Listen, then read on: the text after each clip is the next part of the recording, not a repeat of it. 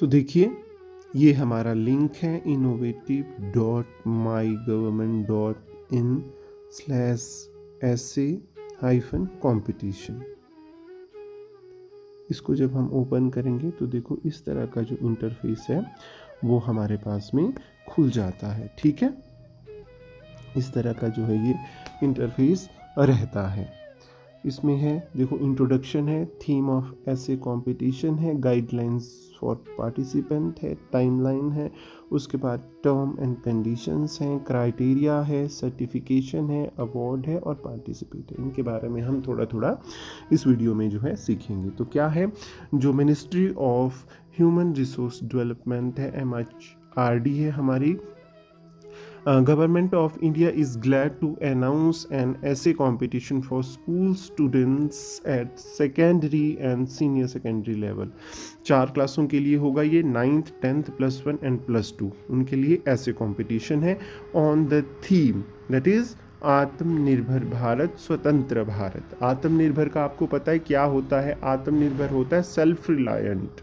ठीक है, which envision the emergence of a robust and strong nation committed to welfare of all। ठीक है, it is clarion call by the Honorable Prime Minister of India Sri Narendra Modi for a strong, vibrant and self-reliant India for all and an India for all। देखो, मैं आपको एक उदाहरण देके समझाता हूँ। पहले के जो हमारे गांव होते थे, देखो उनमें क्या होता था, गांव में जो है घराट होता था जहाँ पे सारे अपना आटा पिसवाते थे।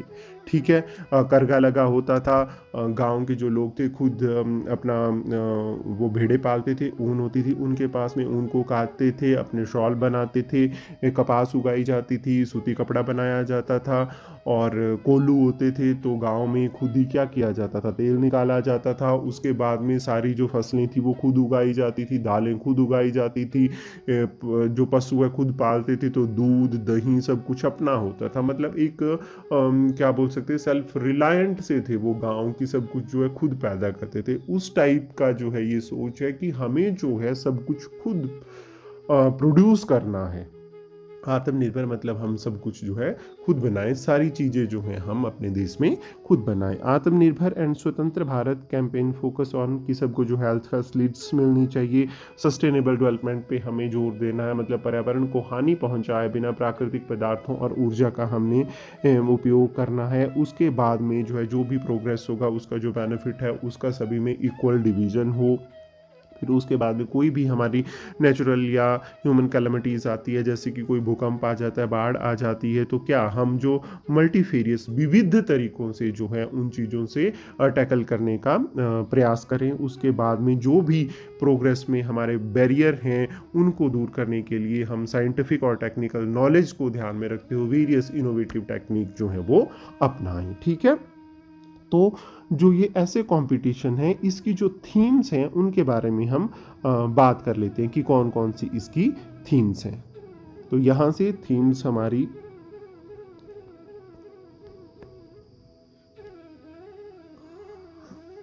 थीम्स ऑफ ऐसे कंपटीशन। ठीक है, तो पहला है Aatmanirbhar Bharat, Indian constitution and democracy are biggest enabler. जो हमारा कॉन्स्टिट्यूशन है और democracy they are biggest enabler. Enabler मतलब संबल है वो, मतलब किसी भी चीज़ को पॉसिबल करने वाले हैं। ठीक है, दूसरा है India at 75 a nation marching toward आत्मनिर्भर भारत। हम आत्मनिर्भरता की ओर जो है बढ़ रहे हैं।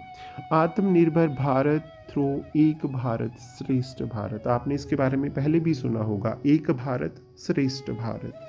Innovation thrives where there is unity in diversity. हम लोग तो शुरू से ही यही गाते आ रहे हैं कि हिंद देश के निवासी सभी जन एक हैं, रंग रूप वेशभूषा चाहे अनेक हैं। तो उसी को जो है ये एक रूप दिया गया है कि मतलब यूनिटी इन डाइवर्सिटी। हमारा देश जो है वहाँ पे विविधताएं हैं, विविधता के बीच भी जो है एकता है।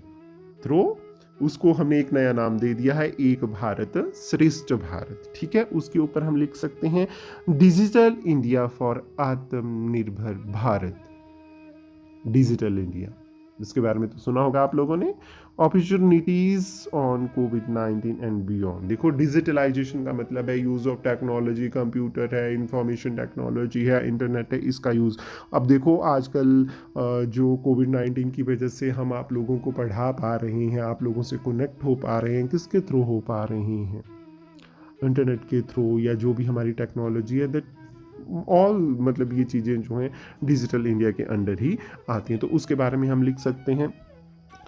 फिर उसके बाद है हमारा Aatmanirbhar Bharat overcoming gender, caste and ethnic biases. मतलब हमारा देश जो है देखो उसमें अलग अलग एथनिसिटी के लोग रहते हैं, अलग अलग कास्ट के लोग रहते हैं। जेंडर डिस्क्रिमिनेशन भी हमारे देश में जो है होता है। तो उसको जो है हम किस तरह से कम कर सकते हैं, किस तरह से हम जेंडर, कास्ट और एथनिसिटी को जो है, एथनिक जो हमारे बाइसेस हैं, जो भेदभाव है उसको दूर कर सकते हैं। क्योंकि जब भेदभाव दूर होंगे तो ऑब्वियस सी बात है प्रोग्रेस होगी, तो वो भी जो है आत्मनिर्भर भारत की ओर एक कदम होगा। उसके बाद है Aatmanirbhar Bharat making of India through biodiversity and agriculture prosperity. आपको पता है हमारा देश बायोडाइवर्सिटी में बहुत रिच है, बहुत ही ज़्यादा बायोडाइवर्सिटी है, मतलब विविध प्रकार के जीव जो हैं यहाँ पे पाए जाते हैं, बहुत सी फसलें हमारी यहाँ पे पाई जाती हैं। तो किस तरह से इनका यूज़ करके सस्टेनेबली जो है हम आत्मनिर्भरता की ओर बढ़ सकते हैं। ठीक है। While I exercise my right, I must not forget to undertake my duty to use in an आत्मनिर्भर भारत। अगर मुझे आत्मनिर्भरता में प्रवेश करना है, वहाँ पे जाना है, तो मुझे क्या करना है? अपनी राइट और ड्यूटीज़ दोनों को निभाना है। क्योंकि हम लोग क्या करते हैं, अपने राइट्स का तो बड़ा बखान करते हैं कि भाई जी ये मेरे राइट हैं, पर हम अपनी ड्यूटीज़ जो हैं नहीं निभाते हैं। जैसे कि मैं बोलता हूँ कि मुझे सारी फैसिलिटीज़ मिलनी चाहिए, पर कूड़ा मैं यहाँ वहाँ फेंक रहा हूँ, तो मेरा ड्यूटी बनता है कि मैं कूड़ा जो है किसी ऐसी जगह पे फेंकूँ जहाँ पे उसका उचित निपटान हो सके। ठीक है। Conserve blue to go green. Conserve blue, पानी को जो हमने कंजर्व करना है। पानी आपको पता ही है कितना बहुमूल्य है, तो पानी को हमने सेव करना है। Go green, go green, save tree, save water, save energy and stop pollution. ठीक है। तो ये जो है हमारी वेरियस थीम है, इनके ऊपर जो है हम ऐसे लिख सकते हैं। फिर आगे है गाइडलाइंस फॉर पार्टिसिपेंट। क्या हैं गाइडलाइंस? तो मैंने बताया था 4 क्लासों के लिए है ये। और जो है कोई भी जो हमारा सीबीएसई है, केवीएस है, एनबीएस है, नवोदयास हैं, और all the school board, SCERT at the state और यूटी लेवल, वो सारे इसमें पार्टिसिपेट कर सकते हैं। सेकेंडरी स्टेज में हमारा 9th और 10th आएगा। हायर सेकेंडरी स्टेज में +1 और +2 आएगा। जो वर्ड लिमिट है फॉर ऐसे for each theme, that is जो सेकेंडरी स्टेज है 9th और 10th के लिए, दैट इज़ 500 वर्ड। और जो हमारा हायर सेकेंडरी है, मतलब +1 और +2 है, उनके लिए 800 वर्ड्स, मतलब 800 शब्दों तक उन्होंने जो है अपना ऐसे कंप्लीट करना है। द ऐसे should not exceed word limit. इससे ज़्यादा अगर शब्द वो लिखेंगे तो वो जो है डिस्क्वालीफाई हो जाएंगे। मोड ऑफ सबमिशन, किस तरह से जो है ये सबमिट होगा? Participant should submit the right up in PDF format. मतलब वो कहीं पे भी लिखें, जैसे वर्ड में लिखें, पर बाद में उसे जो है उसको किस में कन्वर्ट करना होगा? पीडीएफ में कन्वर्ट करना होगा। और पीडीएफ का जो फॉर्मेट होगा उसी को जो है मान्य माना जाएगा। और the PDF with in 8 MB। और जो पीडीएफ है वो 8 MB से बड़ा नहीं होना चाहिए, वो 8 MB का होना चाहिए। ठीक है। मतलब जो भी वो लिखेंगे, जब उसको जो है, जैसे हमने वर्ड में लिखा, फिर उसको हमने पीडीएफ में कन्वर्ट किया, तो जो पीडीएफ है वो जो है हमारी 8 MB की होनी चाहिए। फिर उसके बाद है visit the website www.mygov.in to submit. यहाँ पे जो है हम अपना ऐसे सबमिट करेंगे। Write up text should be submitted in readable font of Hindi और इंग्लिश। मतलब जो लिख रहे हैं हम, वो हमने सिंपल जो फॉन्ट होती है उसी में रखना है। मतलब कोई ऐसी फॉन्ट नहीं हमने चूज़ करनी है जो कि ईजिली रीडेबल ना हो। The font size should be, जो फॉन्ट साइज है वो 12 रखना है इंग्लिश के लिए, और जो हिंदी है उसके लिए हमने 14 रखना है। Line spacing should be 1.15 only, इससे ज़्यादा लाइन स्पेसिंग नहीं हमने रखनी है। Entries must be either in English और हिंदी। जो एंट्रीज हैं मतलब वो या तो हिंदी में लिख सकते हैं हम, या इंग्लिश में लिख सकते हैं। ठीक है। उसके बाद है टाइमलाइन। टाइमलाइन है हमारी, last date of submission is 14th August 2020, मतलब रात को 12 बजे तक जो है हम ये कर सकते हैं, इसको सबमिट कर सकते हैं। फिर उसके बाद में है टर्म्स एंड कंडीशंस। ठीक है, क्या है? Competition is open to all citizen, सारे इंडिया के जो सिटीजन है वो इसमें पार्टिसिपेट कर सकते हैं, मतलब जो स्टूडेंट है। फिर उसके बाद में जो एंट्रीज़ हैं वो mygov.in पे जो है सबमिट होंगी।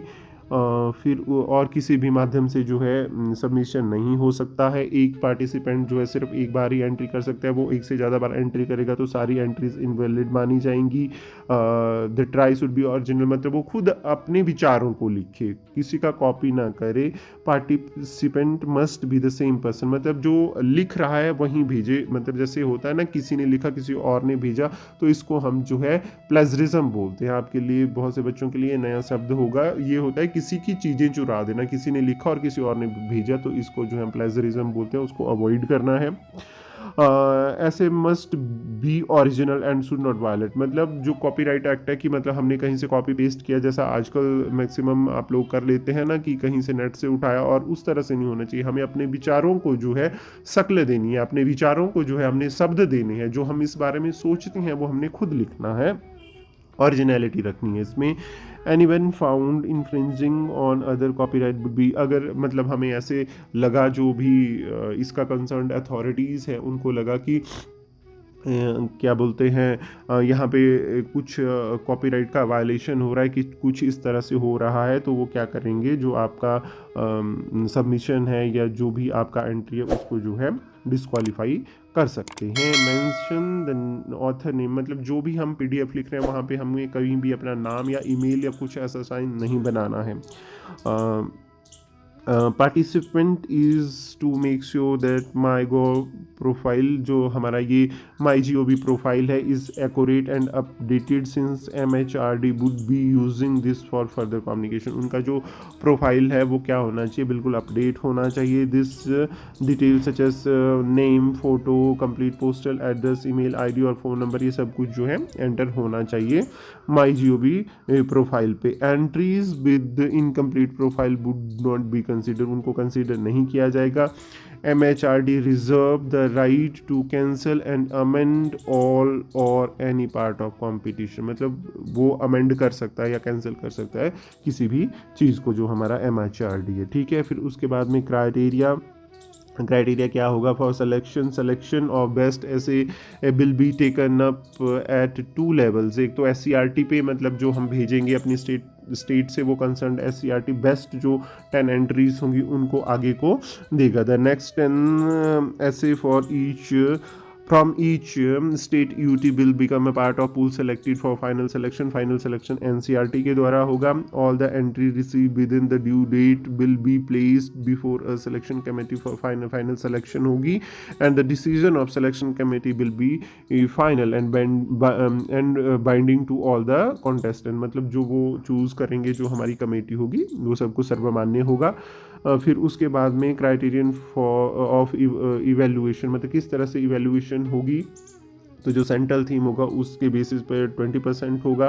Coherence and organisation in structure, वो भी 20% का होगा। क्रिएटिविटी, किस तरह से बच्चे ने अपनी क्रिएटिविटी का यूज़ किया है उसको लिखने के लिए, उसके 40% जो है इवेल्युएशन होगी उसके बेसिस पे। और clarity in language expression and style, किस तरह से बच्चे ने लिखा है उसके बेसिस पे जो है इसका इवेल्युएशन होएगा। ठीक है, तो आपने ओरिजिनलिटी रखनी है अपने, मैंने पहले भी आपको बताया कि अपने विचारों को शब्द देने का प्रयास करें। फिर उसके बाद में सर्टिफिकेट एंड अवार्ड्स है। Attractive prize shall be announce shortly for national, मतलब जो नेशनल लेवल एंट्रीज हैं उनको जो है प्राइजेस मिलेंगे, और जो भी नेशनल लेवल के लिए जाता है हमारा, however the participant certificate will be jointly issued by NCRT and MyGov for all participants, जो सबमिट करेंगे उन सबको पार्टिसिपेशन सर्टिफिकेट मिलेगा, और जो हमारा विनर्स होंगे उनको जो है अवार्ड्स भी मिलेंगे, कुछ प्राइजेस भी मिलेंगे।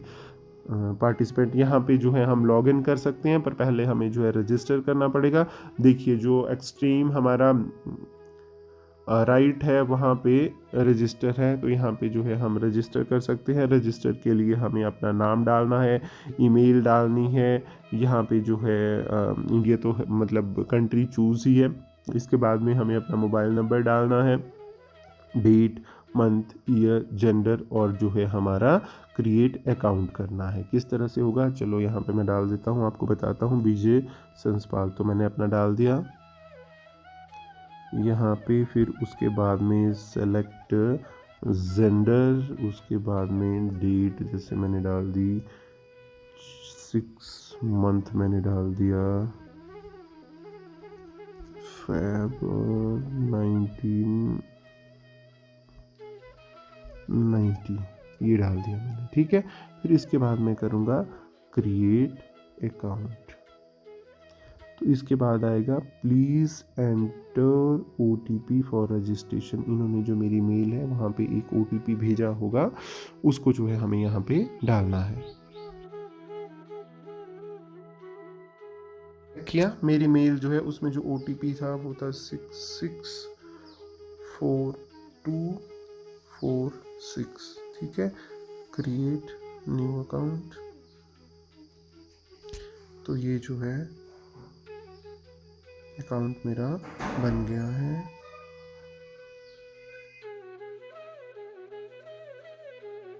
सब कुछ जो रजिस्टर करने के बाद जो है फिर हम जाएंगे पार्टिसिपेट में, ठीक है। जब हम पार्टिसिपेट में जाएंगे तो देखो ये वाला फॉर्म हमारा खुल जाएगा। यहाँ पे अपने नेम ऑफ स्टूडेंट डालना है, यहाँ पे अपनी ईमेल आईडी डालनी है, हमारा जो मोबाइल नंबर है वो डालना है, उसके बाद में स्कूल का नाम डालना है, स्कूल की जो है हमें एंटिटी वो डालनी है, उसके बाद में हमें स्टेट जो है हमारी, जैसे हमारी हिमाचल प्रदेश है वो चूज़ करना है। उसके बाद में हमें यहाँ पे डिस्ट्रिक्ट जैसे मंडी वो चूज़ करेंगे, नेम ऑफ बोर्ड हम वो चूज़ करेंगे,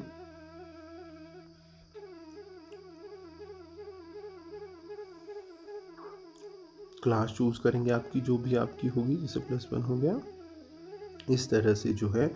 फिर यहाँ पे आप थीम सेलेक्ट करेंगे जो भी आपने लिखी होगी, जैसे मैं आत्मनिर्भर Bharat overcoming gender caste and ethnic biases इसको चूज़ कर रहा हूँ। फिर उसके बाद में आप फाइल चूज़ करके जो है यहाँ पे इसको अपलोड कर देंगे और ये 8 MB की होनी चाहिए, ठीक है। फिर उसके बाद में जो है हम, अगर हमें कोई चेंज करना है तो सेव ड्राफ्ट, अगर हमें सबमिट करना है तो सबमिट हम इसको